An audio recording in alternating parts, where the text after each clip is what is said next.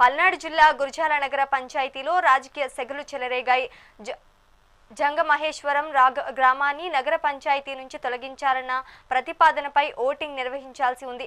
అయితే కార్యాలయం వద్ద పోలీసులు వైసీపీ కౌన్సిలర్లను అడ్డుకోవడంతో ఉద్రిక్త వాతావరణం దారితీసింది. వైసీపీ చైర్మన్ పోలు పవన్ కుమార్ సభ్యులను గేటు వద్దే నిలిపివేయటంపై ఆగ్రహం వ్యక్తం చేస్తున్నారు.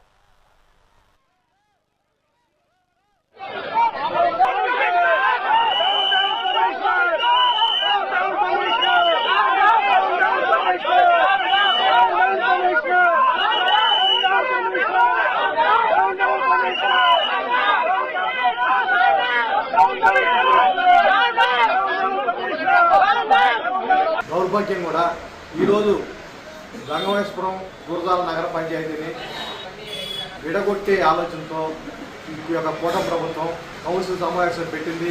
దానికి గాను ఈరోజు అందరికి కూడా నోటీసులు పంపించడం జరిగింది.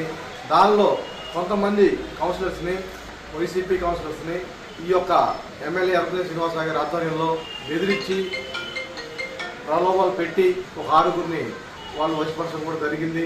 ఈ క్రమంలోనే చైర్పర్సన్ పోల్ పవన్మయ్య వీరారెడ్డి గారి సెలవును రద్దు చేసుకున్నా కూడా ఈ కమిషనర్ యాక్సెప్ట్ చేయకుండా అసలు ఆమెని ఓటుకే రాకుండా ఆపేయడం చాలా దుర్మార్గం.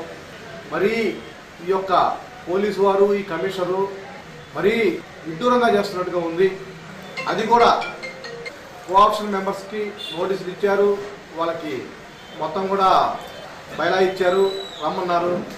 వచ్చాక వాళ్ళకి ఓటుకు ఒప్పలేదని చెప్పేసి వాళ్ళని ఓటుకు వినియోగించుకోకుండా బయటకు పంపించారు.